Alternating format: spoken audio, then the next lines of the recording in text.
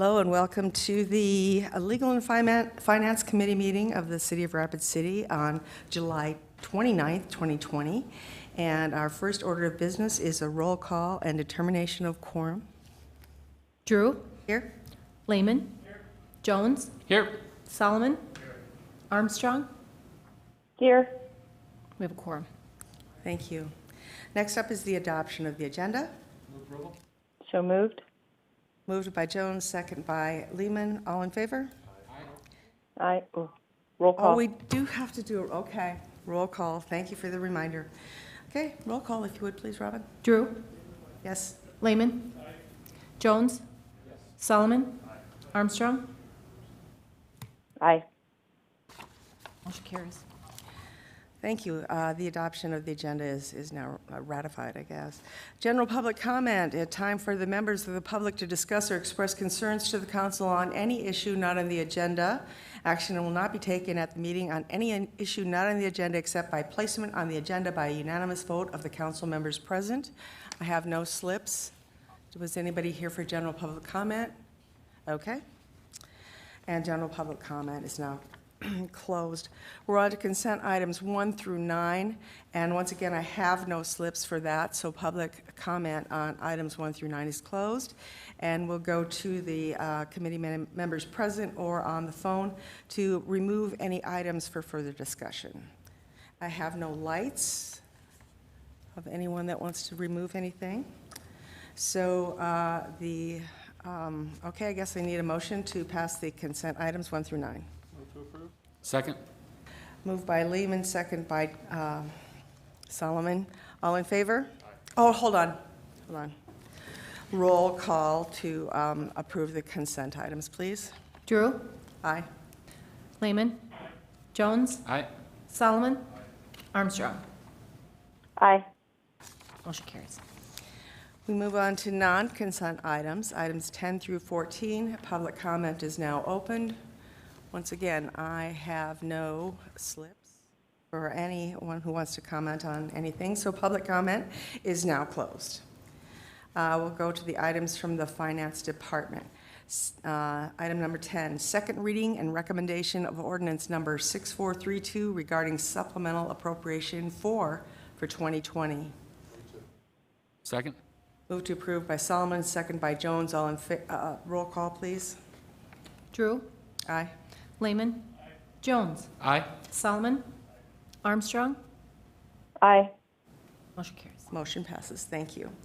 Item number 11, second reading and recommendation of ordinance number 6433 regarding supplemental appropriation 5 for 2020, and we'll go to a roll call vote on that. Move approval. Oh, excuse me. Approval by Jones. I need a second. Second by Solomon. Now we'll go to roll call. Drew? Aye. Lehman? Aye. Jones? Aye. Solomon? Aye. Armstrong? Aye. Motion passes. Motion passes. Thank you very much. Now we're on to community development. Item 12, introduction and first reading of ordinance number 6388, an ordinance to amend provisions of the Rapid City Municipal Code relating to the storage and parking of certain vehicles and trailers. Chair recognizes Jason Solomon. Thank you, Madam Chair. Is this a question directed to Ken Young? Of course. So Ken, just for clarity's sake, I read through this. Now I don't know if this might go more to Joel than to him, but it's under community development. But I'll direct any questions to go to Kinsley Groot, who is here. Kinsley's in the audience. Hi, Kinsley. Come on down. You're the next contestant for the City Council question. Just for clarity's sake, just for anybody who may be paying attention and to make sure we're clear, this is relaxing some of the code on this, is that correct? Yes, it's relaxing some of it and clarifying some of it, maybe kind of tightening up a little bit, but the big thing that it's relaxing is the setback for any sort of RVs or trailers that would be parked in the setback. It's just removing that provision because that's something that is happening all across town right now. Currently, people keep their RVs or their boat trailers, other trailers, in that front yard setback, and it's longer than 72 hours. So that's one of the things that's getting relaxed. Okay, so just so I'm clear, why was that put in the first place? If we're relaxing it now, do you have any, not that you did it, but do you have any idea, is there a legal reason or any sort of, was it just I mean, looks? I could speculate. I'm sure it was aesthetic. The idea was that you didn't want things in front of the house or in front of within the setback, that you wanted that clear area. But, you know, if you think about it, my previous house, the garage, the older houses, the garages were detached and set back. I mean, generally the setback is the front of the house. So anything parked in the front of the house is in violation of that. So if you had any camper or any boat parked in your driveway, even if it wasn't blocking the sidewalk and it was off the street, it was technically in violation, because most houses now, the garage is not offset. It's right at the front yard setback along with the rest of the house. So it made it pretty hard to comply with. I would say generally as a philosophy, I'd prefer to not have ordinances on the books that we don't have any intention of enforcing, because I think if we went out and cited everybody who has a boat or a camper in their front driveway at this point, we'd probably have a revolt. So that was the reason. So while I can't give you a good answer of why it was that way, I can speculate it was aesthetic. I think, you know, that was the logic behind relaxing the Whenever we requirement. undo some, I always want to make sure, is there something I'm not seeing? I know lots of folks who do this. I have no problem with it. I'm going to vote for it, but I'm just making sure there's no like fire department reason or some other public safety concern why we had it in the first place. If it's simply aesthetics, then we can let HOAs deal with it if there is one. Otherwise, as long as it's not impacting negatively other properties, I'm fine with it. So, thanks. I yield. Pat Jones, please. Thank you. Just follow up. Is there a certain amount of time that a camper, boat, RV can be parked in front until it has to be moved or becomes dead storage? I don't believe, I could defer to Kinsley, but I don't believe in the ordinance that there is any time requirement anymore, no. With the change, there would be no time requirement in there. It could just be in the front setback, just as long as it meets some of the other provisions. Like it would have to be on a gravelled, hard surfaced type padding, things like that. But I'll also add, I think sometimes the time restrictions, they're frankly kind of an enforcement nightmare, and then they also encourage people to game the system. A good example is there's actually restrictions for how long your car can be parked on the street. So people just go and move the car, drive it around the block and park it and say, well, I moved it.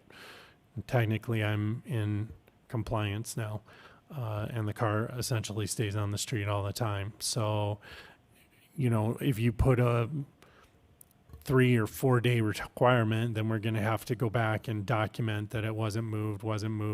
Well, you can't have somebody sit there for 4 days. So they can claim they moved it. It makes enforcement somewhat difficult. Not to say you want people to use it as permanent storage, but I think this would technically allow that. So.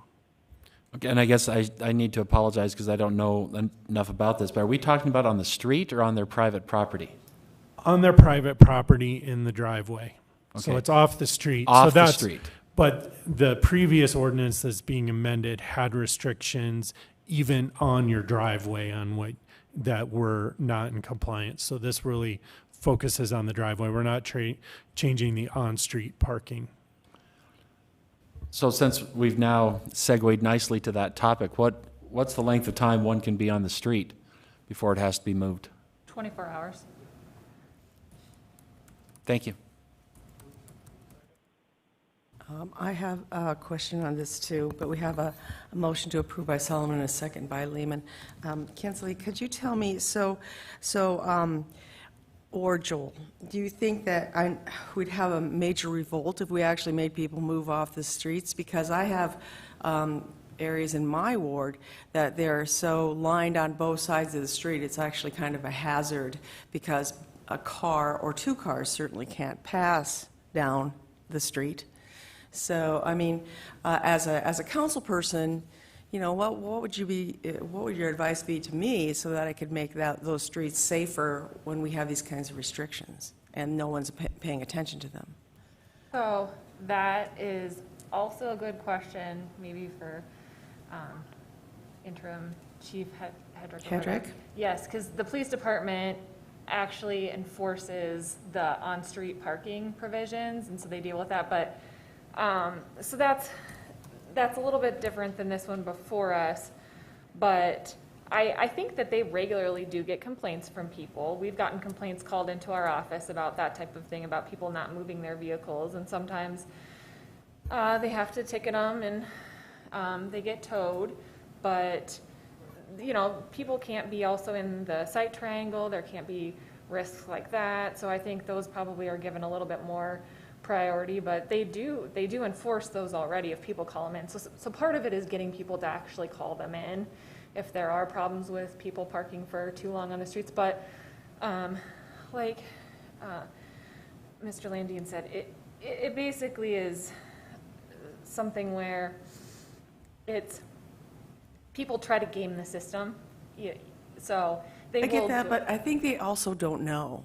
I think a lot of people just simply don't know, and I think it's up to us to let them know that this is a problem. I think that a lot of people just park their business trailers or whatever they have in the street and have no clue that there's a problem about this. So I think that it's kind of the onus is on us to let people know that that's actually not allowed. So I will defer to Interim Chief Hedrick, and he can answer some of those things.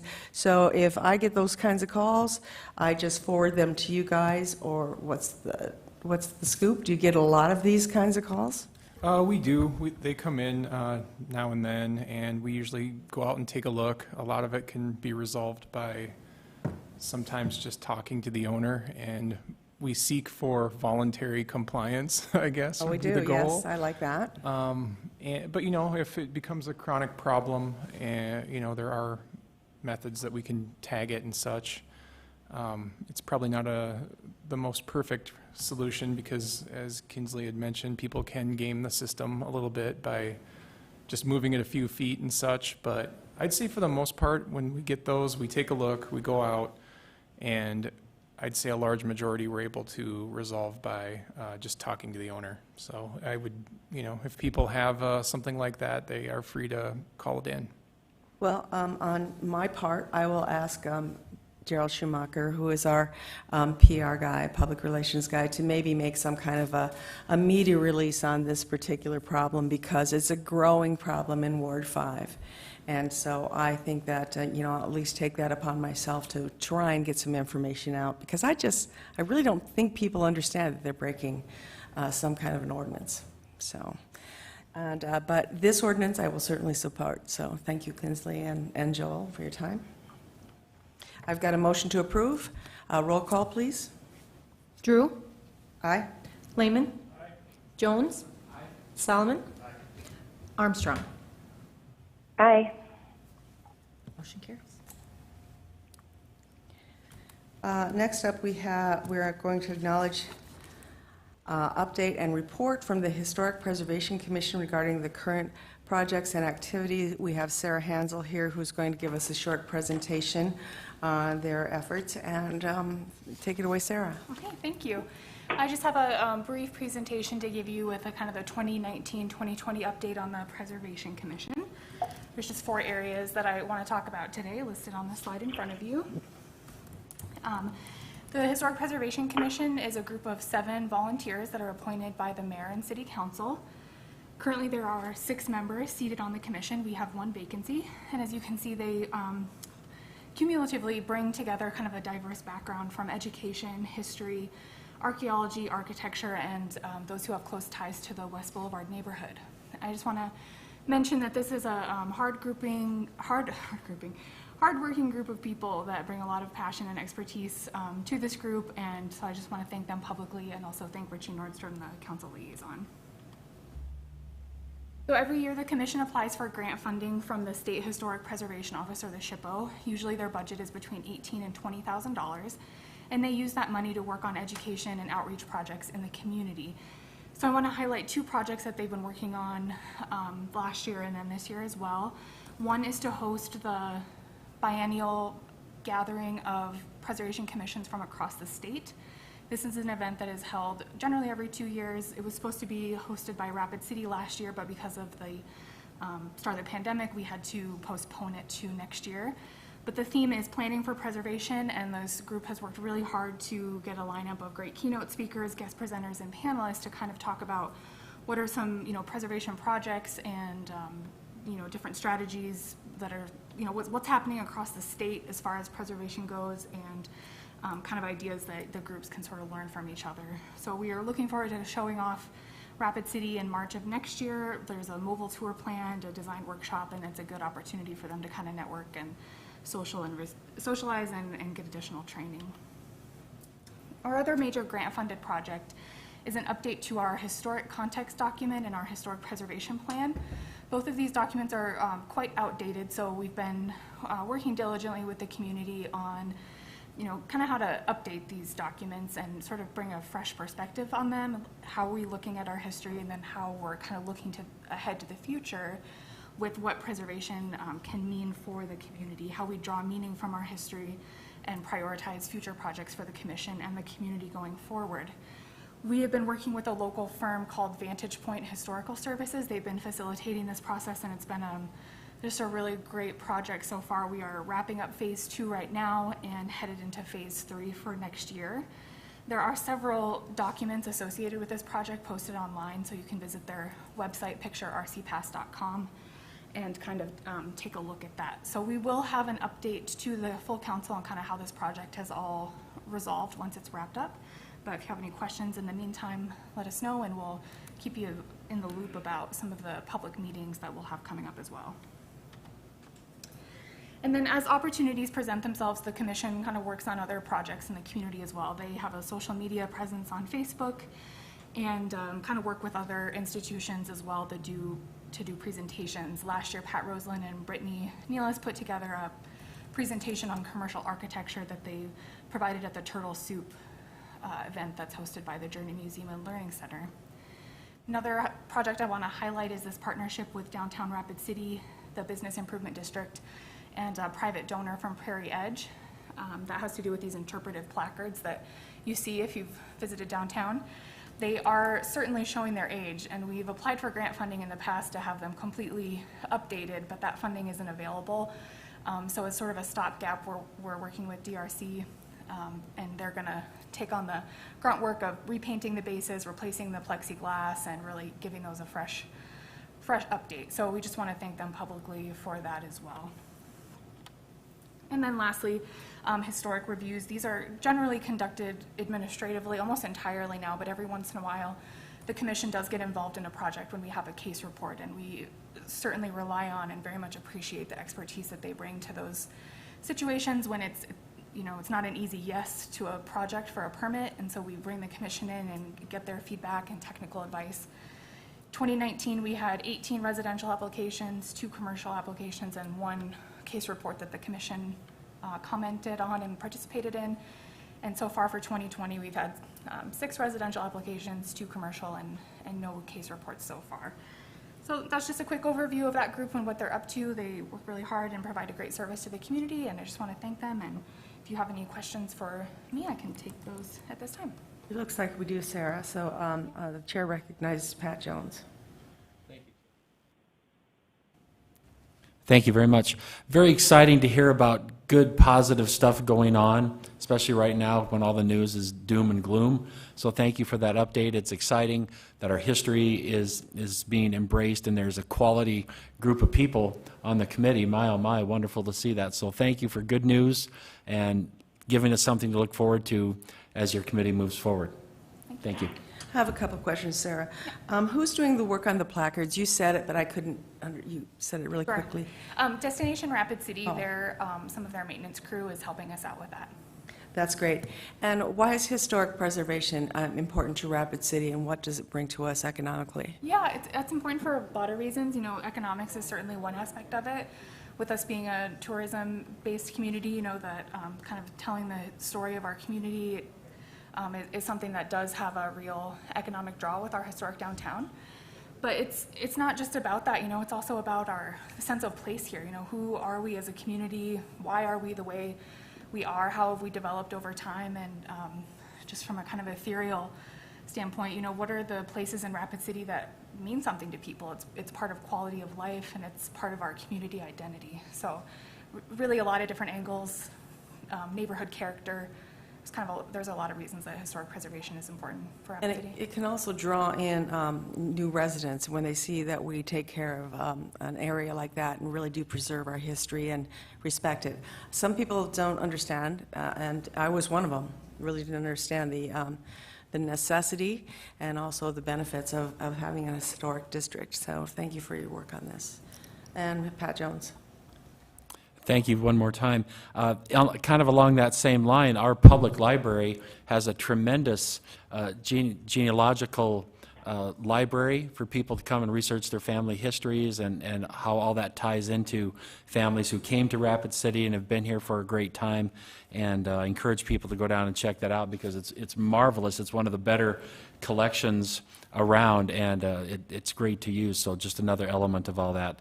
So I encourage people to go down and check it out if they enjoy researching their family tree, their history. Please go down and check that out at the library because it's a wonderful collection. Thank you. Thank you. And move to acknowledge by Jason Solomon, second by Lance Lehman. Okay, roll call, please. Drew, Yeah, aye. Lehman, Jones, Solomon, Armstrong. Aye. Motion passes. Okay, that brings us to the last item on the agenda. Number 14, request from 11 Main LLC for a no-build easement over city-owned property adjacent to 415 St. Joseph Street.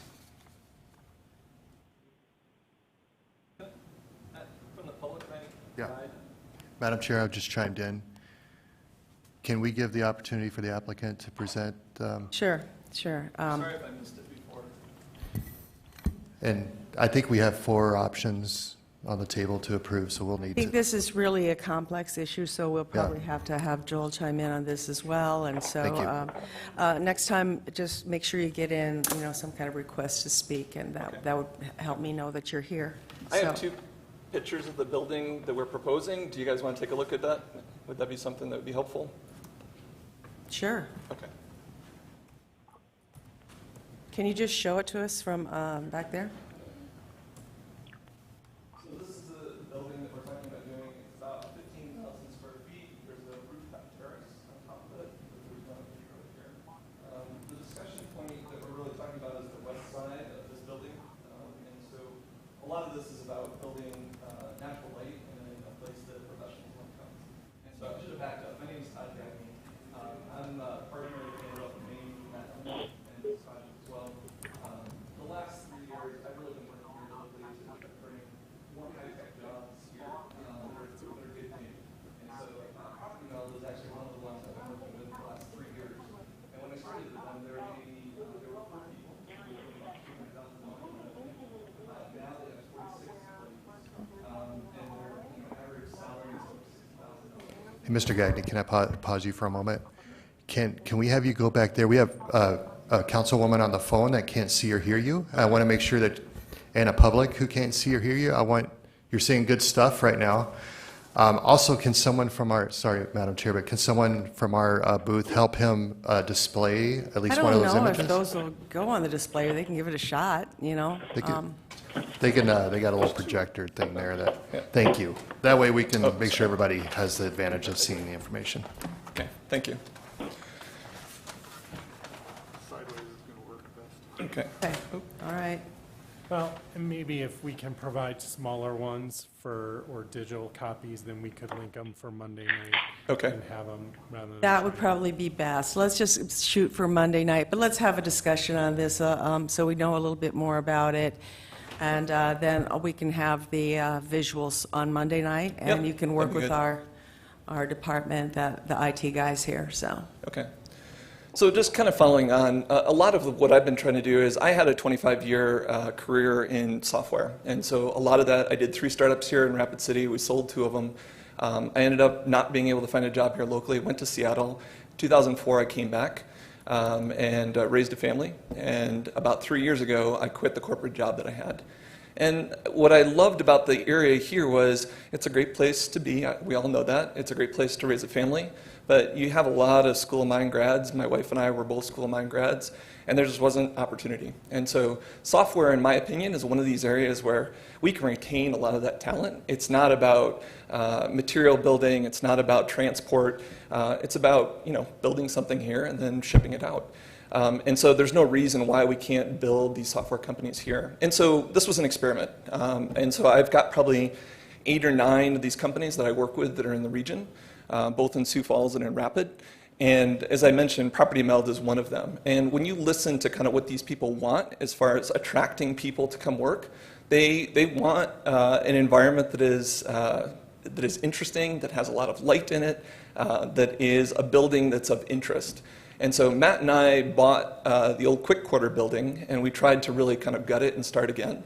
And there's some things that are just difficult with those dimensions, right? They're long buildings. They don't have a lot of windows on the sides. We did some creative things with garage doors on both sides to add a lot of natural light. These are generally open concept floors.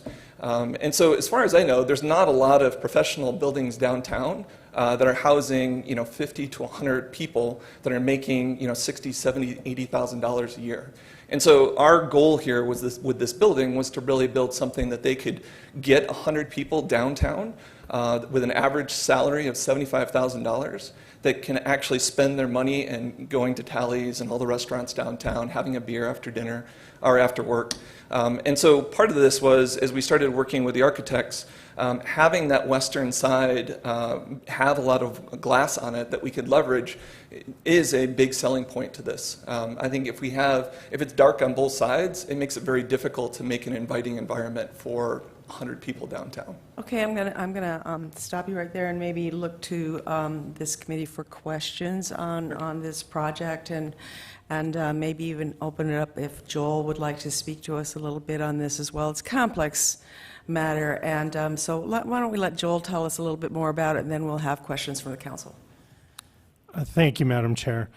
When staff looked at this, right now the current use of the lots that are adjacent are a parking lot. So you might think, well, what does it harm to put windows on the side of the building? And at this point, it wouldn't harm the parking lot.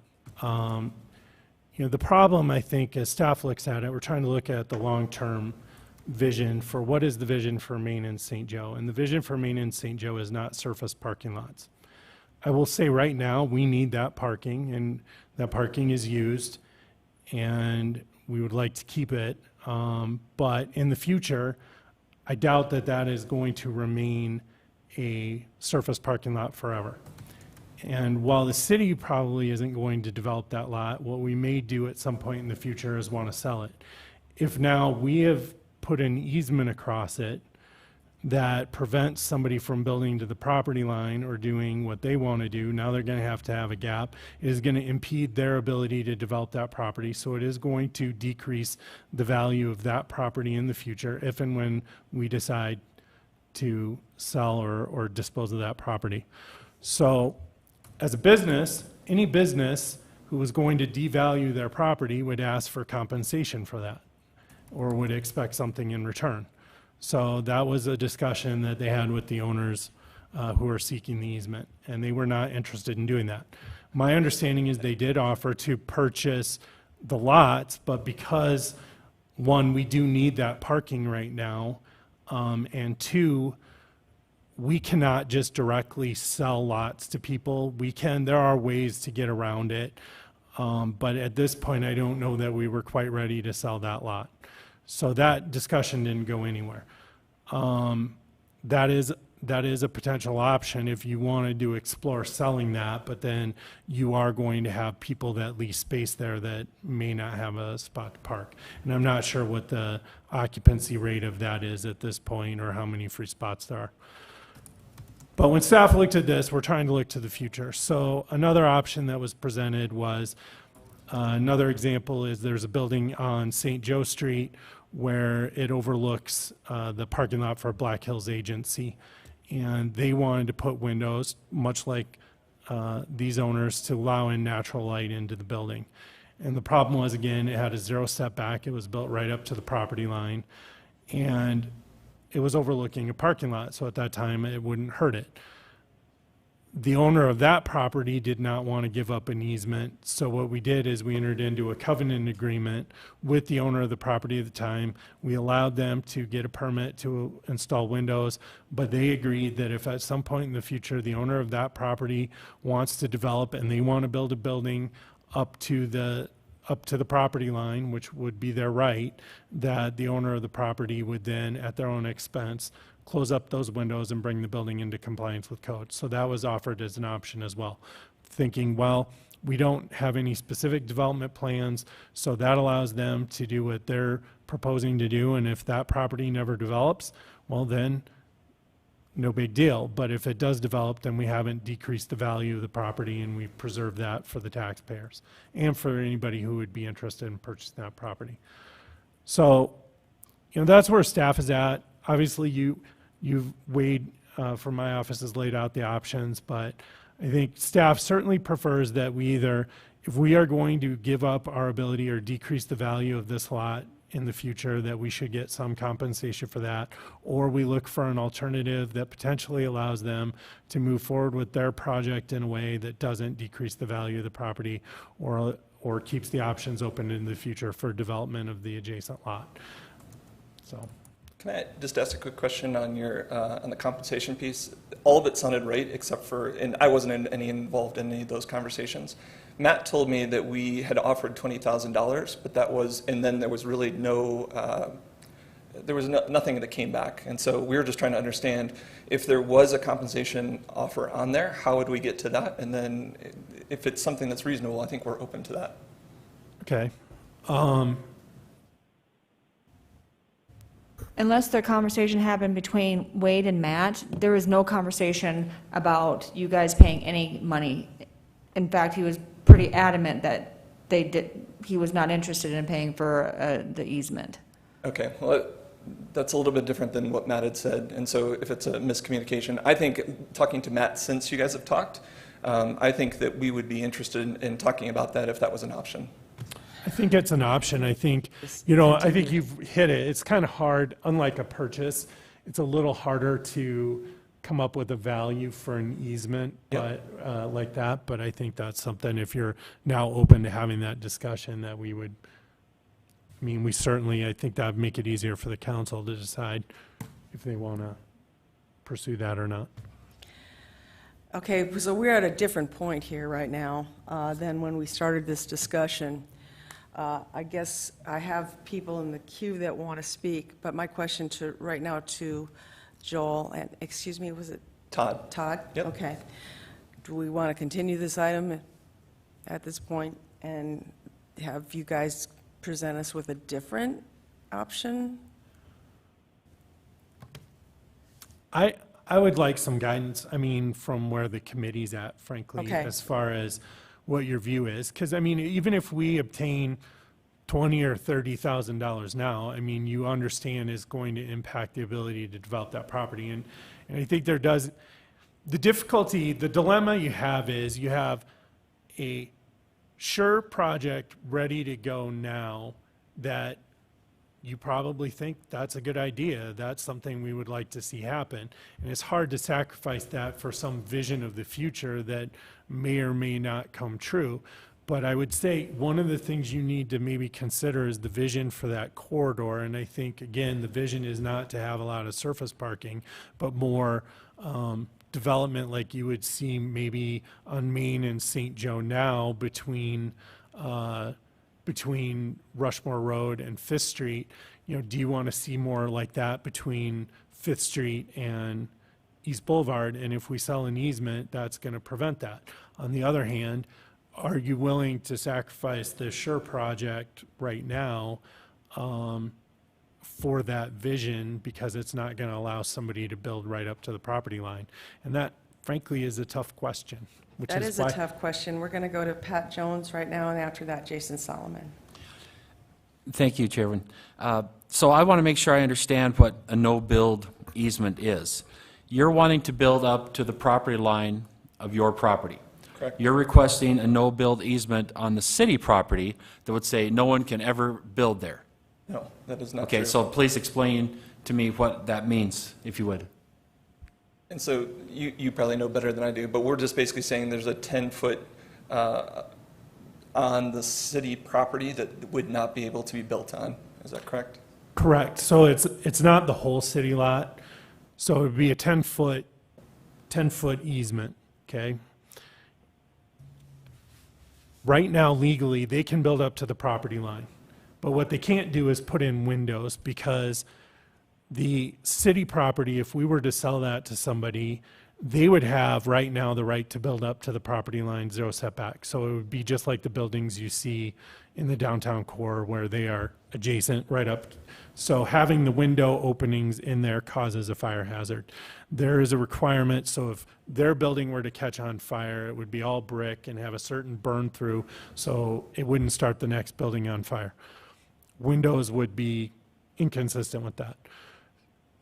So the no-build easement, basically, you could build on that outside that 10-foot envelope. Now, it'd probably end up being more, because you could still use it for parking and things like that, or landscaping or whatever. But in that location, they would probably go a little wider and make it a parking area for the building, which isn't a bad thing. I mean, it helps to have off-site parking, but essentially, if we ever sold that lot, we would sell it for less, because the building envelope for a building on it would be much smaller, and they would not be able to build within that area, so they would probably use it as parking. But it would be a smaller building, and they would be able to do less with it. And then when you're driving down the street, you would have building, gap with parking, and then building again, which maybe that's fine. But again, it's just something you need to understand the consequences for the long-term decision. Okay, well, thank you, that helps me understand it. So do you have to have windows on that side of the building? Is it if no windows, no project, or what? What are the other options? I mean, I think it certainly detracts from what we can do inside and making it an attractive space. I don't know if it kills the project in total. I think it sends us back to the drawing board of saying, what else can we do to create light in there? Could there be, and I believe I heard Joel mention something about this, build the project with some kind of window now, knowing that you may have to change it if another building comes along there in 1, 5, 20, or 50 years? Yeah, I don't think that's what we want to do. I think, that puts, if we ever want to sell the building, obviously that's something that detracts from the resale value of it. And then we're really not in control, right? And if we have a tenant and they put them in there, they've signed a long-term lease, we have to go back and say, either we have to take all the windows out and basically put brick to meet code. That's certainly not something that we're interested in trying to do. It just makes it much more difficult for the tenant. Okay, thank you. Chair recognizes Jason Solomon. Well, thank you, Madam Chair. I think it should be acknowledged, this is pretty amazing. We're talking about adding a really cool-looking facility, which is fine, but in addition, we're talking about 100 jobs, 75,000 on average per year, sets $7.5 million of local impact per year to that. So, and that's what we know. And that's actually in line with the vision of what we want for this area. So, I hope at least we can all agree we need to help make this come to life. So, Mr. Gagne, I appreciate you and your partners putting this forward. And the city, I think the city staff are excited about it. They've laid out in here 4 different options for us, and Joel kind of mentioned 5 that kind of has to do with our option 3, but I personally would like to see a negotiation for the easement at a reasonable rate. It will shrink the existing space, I imagine, by 10 feet. Is that right? Is a 10-foot easement is what we're talking about? tell me if I'm wrong. I thought I heard you say 10 feet. Yeah, I mean, I think legally to get a permit for them to put windows, they need a 10-foot no-build easement. Reality is it probably should be more, and I don't think their tenants aren't gonna be super happy if Staring at a somebody building. builds a building 10 feet out the window. Your benefits of having a Because window Mr. are Gagnon, gonna I'm be sure reduced. you know, if we were to sell that property, we hope somebody develops something similar or even bigger than what you have and does something amazing with that space, so you wouldn't want your window just staring at somebody else's window or, you know, or a wall or anything like that. Or you have the option to purchase that for future expansion. There's a lot of value to that lot now, so I don't want to give it away at a discount price. But I would personally be okay with, hey, can we at least give them an easement? And they can decide if it's worth the risk on putting the window in and seeing what eventually comes up there or not. So, so you're asking for direction from the council, and I think our chair was indicating, it sounded to me like we had another wrinkle into this, that maybe there was some more communication with regards to what could we negotiate for market value of this easement. So Mr. Landine looks would like it he has a be- question. I don't know what your time frame is, but could we continue this for 2 weeks and discuss that more? I haven't, another thought? Okay, yeah, I think we're fine. Yeah. We're trying to get to. I don't know, yes. again, I don't know what your timeline is, so I don't know how you feel about continuing it for 2 weeks. I mean, do you think we can get to, I mean, you've got the bandwidth to spend some time over the next 2 weeks to talk through it. I guess that's the big thing. We have a whole bunch of just milestones, but this is a pretty important one. Yeah. I mean, that's, Okay, I well, think we I'm- do. No, Yeah, go ahead. so Jason's time. if I, just to make sure we get all the, I just want to make sure we have the information out so that it gives you all directions so you don't feel like you're wasting your time. I'm one council member, but that's something I would be in favor of.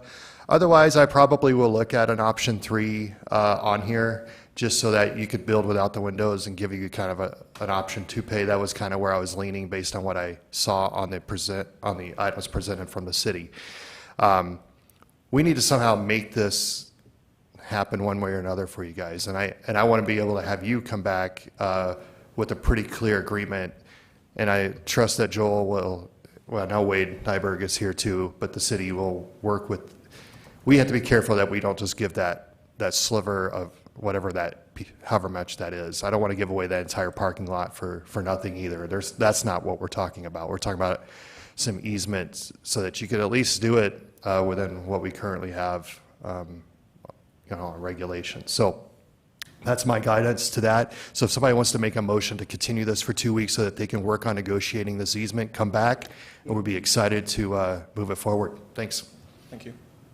I don't know if there's someone here who can answer this question, but is there any kind of an obligation of window size? I mean, could they have smaller windows? Are there now fireproof windows? I mean, there seems to be that there could be some technology here that could help us with this, that would make an allowable window. And I don't see anybody, Joel, I'll defer to you if you have any. I'll be honest, I think there was some discussion of things like that. So the idea of the covenant agreement came again from the building on St. Joe that was next to Black Hills Agency's lot. And I think at that time, but I mean, at this point, that was probably 13 years ago.